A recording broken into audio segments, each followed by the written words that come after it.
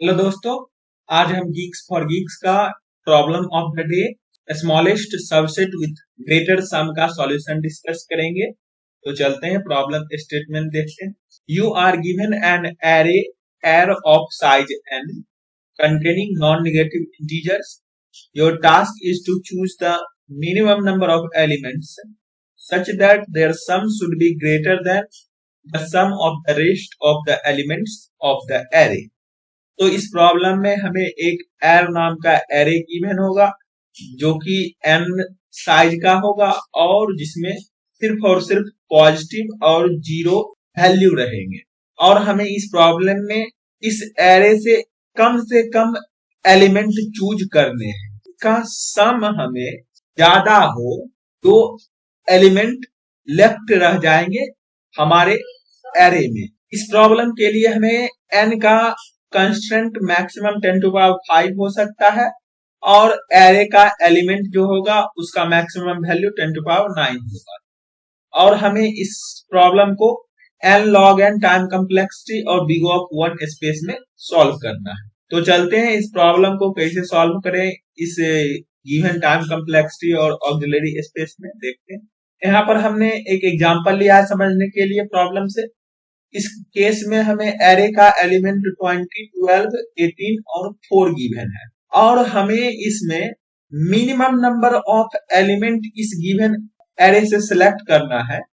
इसका सम हमें मैक्सिमम हो, तो सबसे पहले तो हम जो मैक्सिमम एलिमेंट है इस एरे में उसको ट्राई करेंगे।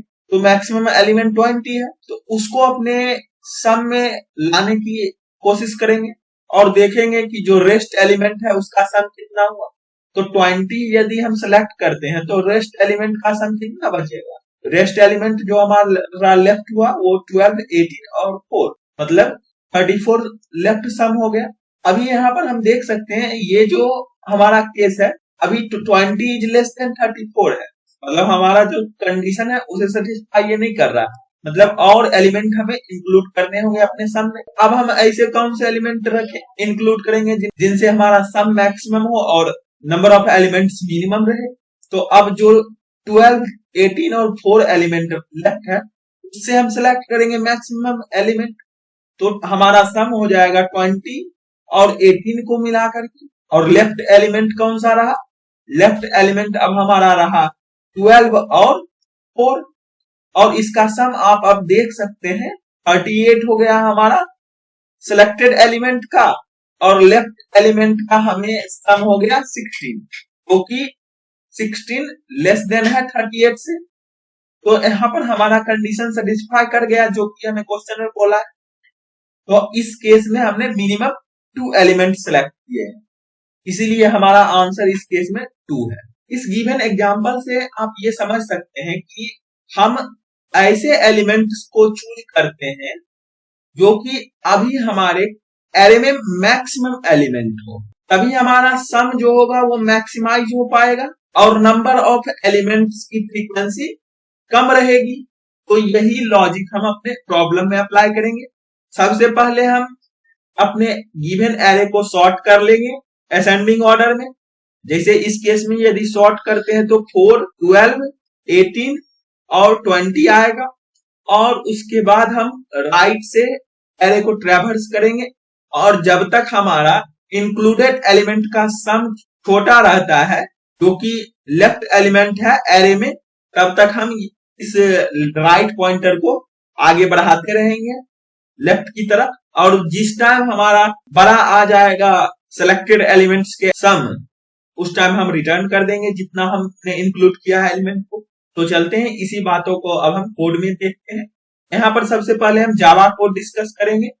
यहाँ पर हमें मिन सबसेट नाम का एक फंक्शन गिवन है, उसे ही हमें कंप्लीट करना है जो कि एर नाम का एरे एक्सेप्ट करता है और इंट n जो एरे का साइज है।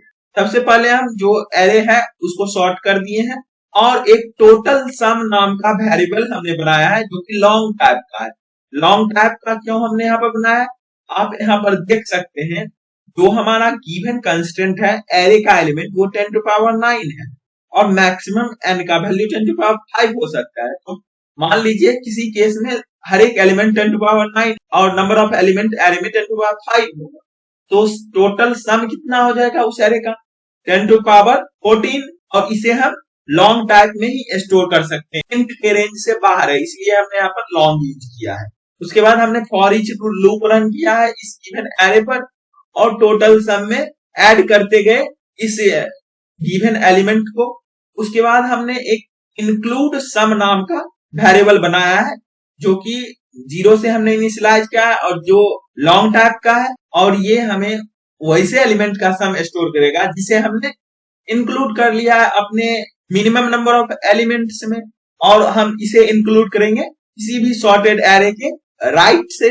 जैसे इस केस में सॉर्टेड एरे हमारा 2 3 7 17 आएगा, तो राइट से ट्रैवर्स, तो इसलिए हमने लूप रन किया है n-1 से ग्रेटर देन इक्वल टू 0 तक और i को ऑल टाइम माइनस माइनस करते गए हैं। और आते ही इस लूप में इंक्लूड सम में जिस एलिमेंट पर अभी हम होंगे उसे ऐड कर लिया है। जैसे यदि इस पोजीशन पर पहले टाइम होंगे तो 17 को यहाँ पर ऐड करेंगे और उसके बाद हम एक्सक्लूडेड सम फाइंड करेंगे। ये क्या होता है, एक्सक्लूडेड सम हमें इस केस में 2 3 7 का सम बताएगा, मतलब जो एलिमेंट हमने अभी इंक्लूड नहीं किया है अपने मिनिमम नंबर ऑफ एलिमेंट्स उसका सम बताएगा।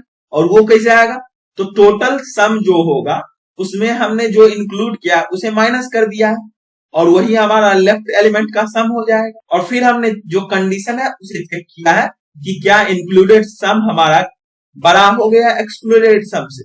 यदि बड़ा हो जाएगा तो हम n-i रिटर्न कर देंगे। n जहां की हमें टोटल नंबर ऑफ एलिमेंट्स होंगे एरे में, जैसे इस पोजीशन पर रहेंगे तो i हमारा 3 रहेगा और टोटल नंबर ऑफ एलिमेंट्स हमें 4 है, 4 माइनस 3 1 रिटर्न हो जाएंगे यहाँ पर। और क्योंकि यहाँ पर 17 हमें ग्रेटर देन आ जाएगा 7 प्लस 3 प्लस 2। और यदि हम टोटल एलिमेंट को चेक कर लिया है तब लास्ट में हम रिटर्न n कर देंगे, क्योंकि सभी एलिमेंट को अब हमें इंक्लूड करने होंगे अपने मिनिमम नंबर ऑफ एलिमेंट्स। तो चलते हैं इस कोड को सबमिट करके देखते हैं और देखते हैं कि क्या ये रन करता है।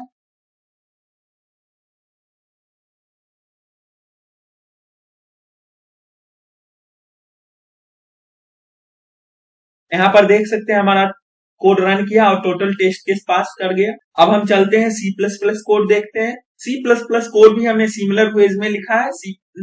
सिर्फ और सिर्फ यहाँ पर सॉर्टिंग करने का फॉर्मेट चेंज हो गया है जो कि आप यहाँ पर देख सकते हैं, और हमने लॉन्ग के जगह पर लॉन्ग लॉन्ग इंट यूज किया है इस केस में, और सब कुछ सिमिलर वेज में है जो कि आप यहाँ पर देख सकते हैं। टोटल सम यहाँ पर टोटल एलिमेंट का सम स्टोर करेगा, इंक्लूडेड सम अभी तक जो एलिमेंट हमने इंक्लूड किया उसका सम स्टोर करेगा, और एक्सक्लूडेड सम जो कि हमारा लेफ्ट एलिमेंट है उसका सम यहाँ पर आएगा।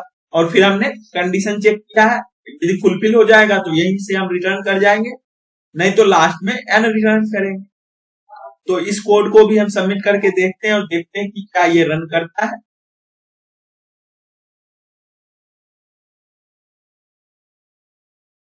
यहाँ पर देख सकते हैं इस केस में भी हमारा टोटल टेस्ट केस पास कर गया।